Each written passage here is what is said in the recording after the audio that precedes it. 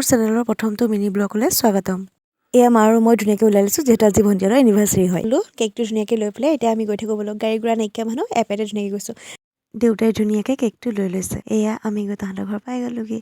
এইজনী হ'ল মোৰ মৰমৰ পহি মানে টিকলি। এয়া ভণ্টিক ধুনীয়াকৈ মই কেকটো দি ল'লোঁ। এনেকৈ মানে উৎপাত নহয় আৰু এইটো বয়সত ভালো লাগে তাহাঁতৰ উৎপাতবোৰ চাই, যিহেতু মাৰ লগে নাই।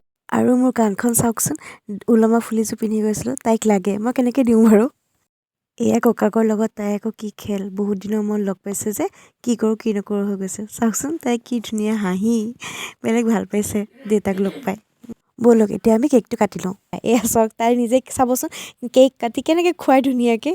তাই ইমানখিনি জানা হৈছে। ইমান ডাঙৰকৈও পতা নাই, যিহেতু খুৰা খুৰী মা দেউতা আৰু তাহাঁতৰ ঘৰৰ মানুহ সেয়াই আৰু আমি এয়া আকৌ মই পুটুককৈ অকণমান খাই ল'লোঁ। কি মজা টেষ্টি কেক আছিলে ক'বই নালাগে আৰু এতিয়া আমি ধুনীয়াকৈ খাই লওঁগৈ ব'লক। এয়া ভাত এনেকৈ আৰু তাহাঁতৰ আকৌ বুফে ছিষ্টেম, যিয়ে নাপাতক কিয় বুফে ছিষ্টেম হয়। এতিয়া আমাৰ আহিব হ'ল, যিহেতু ফপ শুই থাকিলে মানে মোৰ মনটো বেয়া লাগে আৰু তাই নাথাকিলে কিবা একদম নিজান হৈ থাকে যে। আৰু সকলোকে টাটা বাই বাই দি পেলাই আমি ওলাই আহিলোঁ।